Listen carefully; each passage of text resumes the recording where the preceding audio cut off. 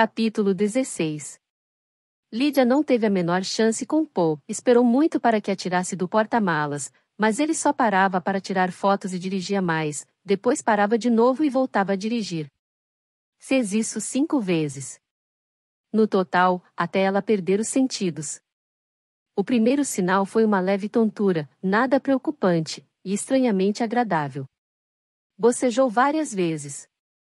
Fechou os olhos. Sentiu a tensão se esvair dos músculos. Então, abriu um sorriso largo e bobo. O porta-malas não tinha apenas isolamento acústico. Ela ouviu um barulho parecido com um sussurro enquanto Paul abastecia o tanque com o que só podia ser óxido nitroso. Gás do riso. Lídia já tinha usado gás do riso no dentista, certa vez, quando tirou um dente do siso, e lembrou-se por meses daquela sensação incrível. O gás não servia para fazer a pessoa apagar, de modo que Lídia só se lembrava de poucas coisas a partir daquele momento. Paul sorrindo ao abrir o porta-malas. Colocando um capuz preto na cabeça dela. Amarrando o cordão do capuz ao redor do pescoço. Cortando a corda que mantinha os tornozelos dela unidos. Colocando-a no chão. Empurrando-a para que andasse. Lídia caminhando por uma floresta. Ouvindo pássaros, sentindo o cheiro frio e fresco, escorregando em folhas secas. Caminharam pelo que pensou ser horas até Paul fazê-la parar, por fim. Ele a virou pelos ombros e a empurrou para a frente. Ela subiu um incontável número de degraus. O barulho de seus pés ecoava como tiros em sua cabeça. Ainda ecoavam quando ele a obrigou a se sentar em uma cadeira. Ela estava muito afetada, ainda assim, ele não quis correr riscos. Primeiro, amarrou um tornozelo nas pernas da cadeira, depois o outro. Em seguida, passou uma corrente pela cintura dela. Só então, soltou seus braços. Lídia queria se mexer. Até podia tentar, mas, apesar das horas de planejamento, não conseguia erguer os braços, não conseguia arquear a mão para envolver o pescoço dele. Em vez disso, ela sentiu as amarras de plástico marcando sua pele quando ele amarrou seus braços aos de uma cadeira. Ela sentiu algo de vinil embaixo dos dedos. Sentiu o metal frio na pele das pernas. Sentiu seus sentidos cederem. A cadeira era de metal, resistente, e, quando ela tentou movimentá-la, não conseguiu, porque obviamente Paul havia soldado as pernas ao chão. Jogou a cabeça para trás e sentiu a pressão fria e sólida de uma parede. Sentiu o capuz subir e descer a cada respiração em pânico. Assim como o porta-malas do carro, ele havia preparado a cadeira para a prisioneira. Lídia abriu os olhos na escuridão do capuz. O material era de algodão grosso, como uma camiseta grossa. Havia um cordão ou elástico, ou as duas coisas, na parte inferior. Ela sentia o material apertando o pescoço. Nos filmes, as pessoas com capuzes sempre viam através do tecido. Encontravam um feixe de luz por baixo do capuz ou o material era fino demais a ponto de verem um outdoor ou o sol se pondo, ou algo que mostrasse exatamente onde estavam. A luz não passava por baixo do capuz. O algodão era tão grosso e impenetrável que Lídia não tinha dúvida de que Paul tinha experimentado para testar vulnerabilidades antes de usá-lo em outras pessoas. Havia outros, definitivamente. Lídia sentia um cheiro fraco de perfume. Nunca usava perfume. Não fazia ideia de qual era o cheiro, mas tinha o aroma adocicado e enjoativo dos perfumes que só adolescentes usariam. Quanto tempo havia se passado desde que Paul havia tirado do porta-malas? O caso rápido de Lídia com o gás do riso no dentista durou cerca de meia hora, mas pareceram dias. E isso com a máscara de gás no rosto o tempo todo. Ela até se lembrava do dentista ajustando a dosagem para impedi-la de ficar totalmente desperta. O que significava que o gás não durava muito, ou seja, ela não tinha caminhado por horas pela floresta. Deveria ter caminhado por alguns minutos, no máximo, porque o efeito do gás já estava passando quando Paul amarrou a cadeira. Lídia puxou as amarras. Tentou o máximo que pôde, mas a única coisa que conseguiu foi rasgar a pele ao redor dos pulsos e dos tornozelos. Ficou atenta aos sons na sala. Ouviu-se um piado distante de um pássaro. O vento soprava do lado de fora. Às vezes, ela ouvia o sopro suave da brisa passando pelas árvores. Esforçou-se para ouvir, tentando detectar algo diferente: aviões no céu, carros passando. Nada. Será que Paul tinha um casebre por ali que Claire não conhecia? Ele tinha escondido muita coisa dela. Ao que parecia, tinha muito dinheiro à disposição. Poderia comprar casas no mundo todo, até onde Claire sabia. A irmã não tinha noção nenhuma. Ainda deveria estar na casa dos Fuller correndo de um lado ao outro como uma barata tonta. Lydia se sentiu enjoada de novo. Já havia vomitado muita bile. Sua bexiga estava cheia. Ela havia atingido um entorpecimento que ia além do terror. Tentou não aceitar o inevitável, que Claire estragaria tudo, que faria algo errado e que Paul mataria as duas. Queria muito acreditar que dessa vez seria diferente, mas Claire era reativa. Era impetuosa. Não era capaz de pensar mais rápido do que Paul. Nessa questão, Lydia era igual. Paul tinha forjado a própria morte.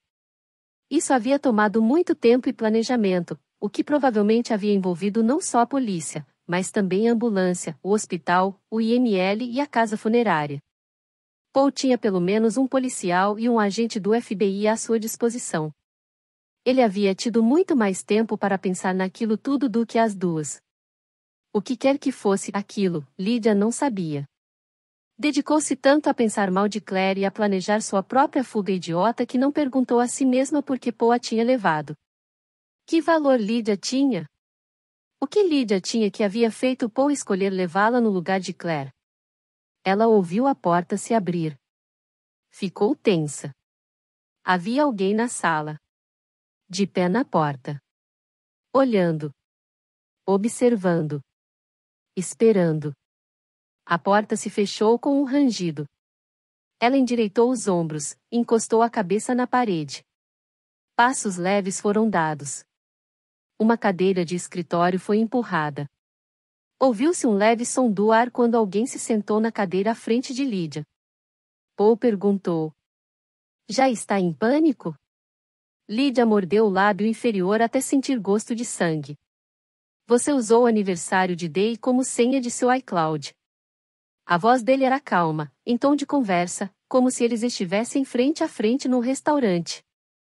A cadeira rangeu quando Paul se recostou. Seus joelhos pressionaram o lado interno dos joelhos dela de modo que ela abriu as pernas ainda mais. Está com medo, Lydie? Ele abriu mais as pernas dela. Todos os músculos do corpo de Lydia estavam tensos. O capuz ficava mais justo no rosto quando ela puxava o ar. Dessa vez, não estavam em um lugar aberto onde qualquer um poderia salvá-la. Estavam isolados em uma sala que Paul havia preparado com antecedência. Ele a prendera na cadeira. As pernas dela estavam muito abertas. Ele poderia demorar. Poderia fazer o que quisesse. Estou rastreando Claire com seu aplicativo Buscar iPhone, contou Paul. Lydia fechou os olhos com força. Tentou fazer a oração da serenidade, mas não passou da primeira frase. Não conseguia aceitar o que não podia mudar. Estava impotente. Claire não a salvaria. Paul a estupraria. Claire esteve na sua casa. Sabe para que Claire iria à sua casa? Até aquele momento, ele parecia curioso, não irado. Estaria tentando alertar Rick? Dizer que ele precisa tirar Day dali e se esconder? Lydia tentou não pensar na pergunta, porque a resposta era óbvia. Claire não tinha ido à casa de Lydia. Tinha ido à casa ao lado para pedir ajuda de Rick.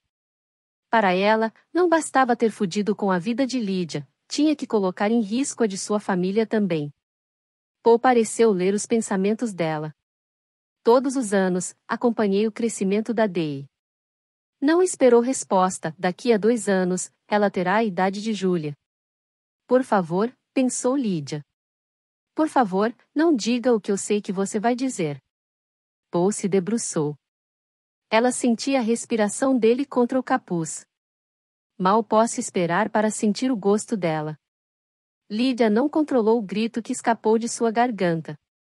Você é fácil demais, Lidie. Sempre foi fácil demais. Ele não parava de forçar os joelhos dela, então parava como se estivessem fazendo uma brincadeira. Fiquei na Auburn por sua causa. Consegui vaga na MIT, mas fiquei por você, porque eu queria ficar com a irmã de Julia Carroll. A barra do capuz ficou encharcada com as lágrimas de Lídia. Observei você. Só Deus sabe o quanto esperei. Mas você estava sempre drogada e bêbada. Seu quarto na faculdade mais parecia um chiqueiro. Você não tomava banho. E matava a aula. Paul parecia enojado. Eu estava prestes a desistir.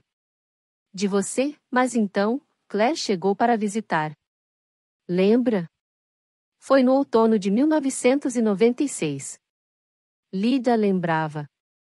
Claire foi ao campus logo depois das Olimpíadas de Verão. Lídia estava envergonhada porque a irmã estava usando um moletom com o mascote de Atlanta, Easy. Paul disse. Claire quase brilhava ao caminhar pelo campus. Estava muito feliz por estar longe de casa. A voz dele mudou ao falar de Claire. Foi quando eu soube que ainda poderia ter a irmã de Julia Carroll. Lídia não podia contradizê-lo, porque os dois sabiam que Claire havia comido na palma da mão dele. Ainda assim, ela tentou. Ela traiu você. Eu não chamaria de traição. Ele parecia despreocupado. Ela transava por aí. E daí? Eu também transava por aí, mas sempre voltávamos para casa, um para o outro. Lídia sabia que Paul não tinha só transado por aí. Ela viu os arquivos coloridos. Viu a sala de matança na garagem dos Fuller. Sabia que alguém tinha pegado a câmera e dado zoom nos estupros e assassinatos de inúmeras jovens, assim como ela sabia que aquele alguém só poderia ser Paul. Será que ele finalmente se tornaria um assassino? Era por isso que tinha amarrado e encapuzado Lídia? Sabe, o lance com Claire é que eu não consigo entendê-la, disse ele. E riu, como se ainda estivesse surpreso com o fato. Nunca sei o que ela está pensando de verdade. Nunca faz a mesma coisa duas vezes. É impetuosa. Tem um temperamento arredio. Sabe ser louca, intensa e engraçada. Deixou claro que está disposta a experimentar tudo na cama, o que tira toda a diversão, mas algo contido pode ser tão bom quanto a entrega. Lídia balançou a cabeça. Não queria ouvir aquilo. Não conseguia. Sempre que acho que a domino, ela faz algo excitante. Ele riu, surpreso, de novo, e continuou. Tipo, olha só, eu estava numa reunião, certo dia, e recebi um telefonema no celular, e o registro de chamada indicava se tratar da delegacia de Dunwoody. Pensei que fosse outro assunto, então saí e atendi, e ouvi uma mensagem gravada perguntando se aceito uma chamada a cobrar de um detento da prisão de Dunwoody. Acredita? Ele esperou, mas claro que sabia que Lídia não responderia. Era Claire. Ela disse, oi, o que você está fazendo? Parecia totalmente normal, como se estivesse ligando para pedir que eu levasse sorvete para casa. Mas na gravação foi dito que ela era uma detenta da cadeia, então falei, a gravação disse que você estava presa. E ela disse, ah, sim, fui detida há 1 hora. Aí, perguntei, por que foi presa? E quer saber o que ela disse? Paul se debruçou de novo. Estava claro que se divertia. Ela disse, não tive dinheiro para pagar os garotos de programa, então eles chamaram a polícia. Paul riu como se estivesse se divertindo horrores. Chegou a bater a mão no joelho. Acredita? Perguntou. Lídia não tinha dificuldade em acreditar na história, mas estava acorrentada em um casebre isolado com um capuz na cabeça e não conversando com o cunhado num churrasco. O que você quer de mim? O que acha disso? Ele enfiou o pé entre as pernas dela com tanta força que o cóccix dela bateu na parede de concreto. Acha que é isso o que quero? Lídia abriu a boca, mas não se permitiu gritar. Lidie? Ele começou a pressionar o pé, usando as laterais para abrir ainda mais as pernas dela. O tom ainda era casual. Quer que eu diga onde Julia está? Ela forçou-se a fechar a boca quando o pé fez mais pressão. Quer saber onde ela está, Lydie? Não quer encontrar o corpo dela. Ela sentiu a pele ir de um lado a outro sobre o osso do pubis. Diga que quer ouvir o que aconteceu. Ela tentou esconder o terror. Sei o que aconteceu. Sim, mas não sabe o que aconteceu depois. A voz de Paul mudou de novo. Ele gostava daquilo. Gostava de vê-la se retrair. Absorvia o medo dela como uma esponja. Lydia ouviu um eco das últimas palavras que Paul Scott disse a ela: fale que você quer. Seu corpo todo estremeceu com a lembrança. Está com medo, Lydie? Lentamente, ele tirou o pé. Ela teve um segundo de alívio, mas então ele tocou seus seios. Lydia tentou se afastar. O toque ficou mais intenso quando ele levou os dedos ao osso de seu pescoço e desceu pelo braço. Pressionou o polegar no bíceps dela até ela ter a sensação de que o osso quebraria. Por favor.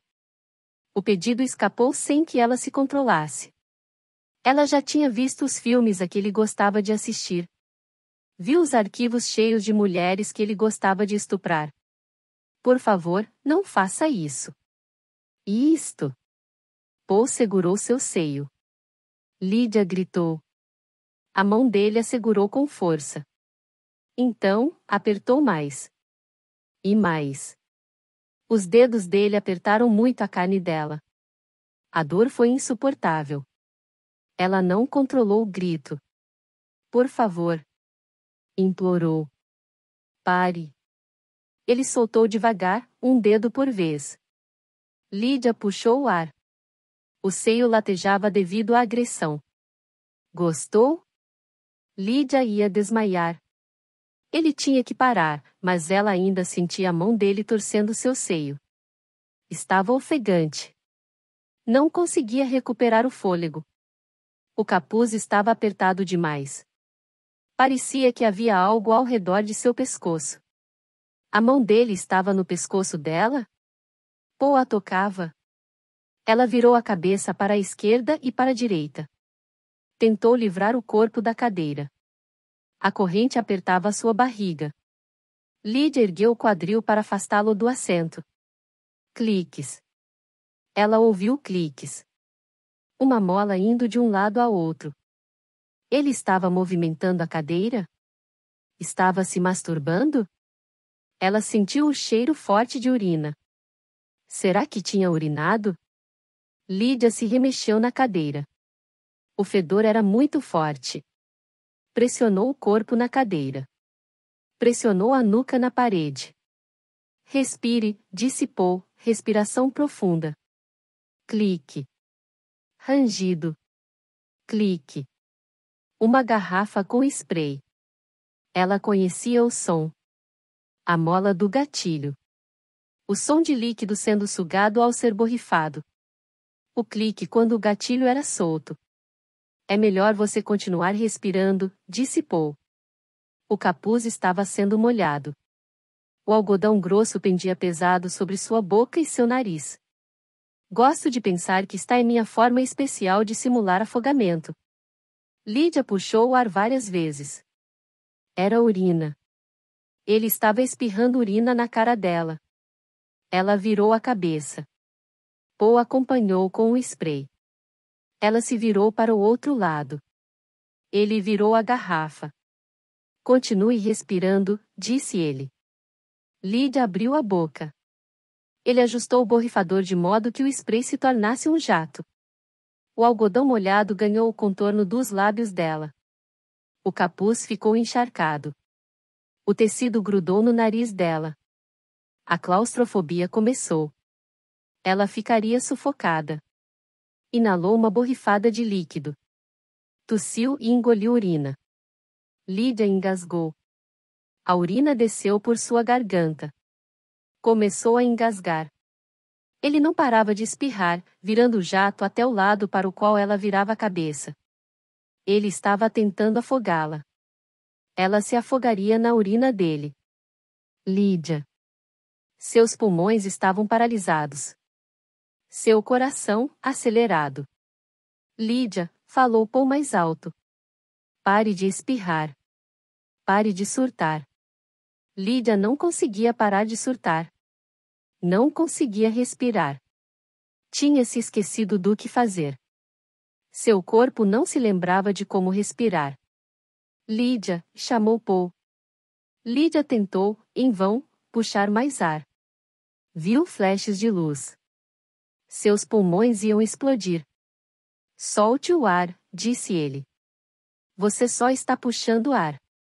Ela respirou com mais força. Ele estava mentindo. Mentindo. Mentindo. Lídia. Ela ia morrer. Não conseguia controlar os músculos. Nada estava funcionando. Tudo tinha parado, até mesmo as batidas de seu coração. Lídia. Viu luzes explodindo em sua visão. Prepare-se. Paul deu um soco tão forte em seu estômago, que ela sentiu a cadeira de metal encostar na parede. Sua boca se abriu. Ela soltou uma baforada de ar quente e úmido. Ar. Ela tinha ar. Seus pulmões se encheram. Sua cabeça também. Estava zonza. O estômago ardia. Ela tombou para a frente. A corrente apertou as costelas. Ela bateu o rosto no joelho. O sangue desceu para o rosto. O coração estava acelerado. Os pulmões ardiam. O algodão molhado pendia diante do rosto. O ar com cheiro de urina entrou pela boca e pelo nariz. Paul disse. Estranho como acontece, não é? Lídia se concentrou em puxar o ar para os pulmões e em soltá-lo. Havia cedido com facilidade. Ele espirrou urina em seu rosto e ela logo ficou pronta para desistir. Você está se debatendo, disse Paul. Sempre pensou que fosse a forte, mas não é, percebe? Por isso gostava tanto de cocaína. Ela lhe dá uma sensação de euforia, a sensação de que você pode fazer qualquer coisa no mundo. Mas sem ela, você é totalmente impotente. Lídia piscou para as lágrimas descerem. Tinha que ser mais forte. Não podia deixar que Paul entrasse em sua mente. Ele era muito bom nisso. Sabia exatamente o que estava fazendo. Não ficava só atrás da câmera dando zoom. Ele tinha participado. Mas Júlia era guerreira de verdade, disse. Lídia balançou a cabeça. Em silêncio, implorou para que ele não fizesse aquilo. Você assistiu à fita. Você viu como ela lutou, mesmo no fim, continuou. O corpo de Lídia ficou tenso.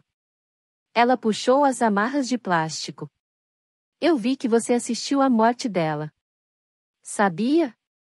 Paul parecia satisfeito. Tenho que dizer que foi bem louco. As amarras de plástico cortavam a pele de Lídia. Ela sentia os dentes de plástico serrando de um lado ao outro. Minha mãe ajudou a procurá-la, disse Paul. Meu pai e eu nos divertimos ao vê-la calçar as botas toda manhã para sair procurando nos campos, em rios, distribuindo cartazes. Todo mundo estava procurando Julia Carroll e minha mãe não fazia ideia de que ela estava pendurada no celeiro. Lídia se lembrava de ter procurado em campos e em rios. Lembrava-se de que a cidade tinha se mobilizado com sua família, mas tinha virado as costas 2 semanas depois. Meu pai a manteve viva por mim. Ela durou 12 dias. Se é que dá para dizer que aquilo foi viver. Paul se inclinou para a frente. Ela sentia a excitação dele como se fosse uma criatura entre eles. Todos chegaram perto demais, Lídia. Sabe o quanto? Lídia trancou a mandíbula. Quer que eu diga como é foder alguém que está morrendo? Lídia gritou. O que você quer de mim? Você sabe o que quero. Ela sabia o que viria. Ele havia levado Lídia em vez de Claire porque tinha um assunto para terminar. Faça logo, disse Lídia. Ele tinha razão a respeito da cocaína. Estava certo a respeito de tudo. ela não era forte o bastante para enfrentá-lo. Sua única esperança era de que fosse rápido. Termine logo com isso. Paul riu de novo, mas não foi a risada alegre que ele reservava para Claire. Foi o tipo de risada que se dá quando alguém desperta a pena. Acha mesmo que eu quero estuprar uma gorda de 40 anos? Lydia se odiou por sentir-se afetada pelas palavras dele. Tenho 41, seu desgraçado imbecil. Ela se preparou para outro soco, chute ou spray, mas ele fez algo muito pior do que ela poderia imaginar. Ele tirou o capuz. Lydia fechou os olhos para se proteger da luz cegante. Virou a cabeça. Respirou ar fresco pela boca. Não vai poder manter os olhos fechados para sempre, disse Paul. Ela abriu um pouco os olhos, tentando fazê-los se ajustarem à luz. A primeira coisa que viu foram as mãos segurando os braços da poltrona cobertos por plástico verde. Então, o chão de concreto. Sacos de fast food descartados. Um colchão manchado. Lydia olhou para Paul. Ele estendia as mãos como um mágico terminando um truque. Ela tinha sido enganada. O som ambiente vinha de 2 caixas acústicas do computador. As folhas sob os pés dela estavam no chão da garagem. A parede atrás dela era de blocos de concreto manchados. Eles não estavam em um casebre isolado na mata. Paul a havia levado de volta à casa dos Fuller.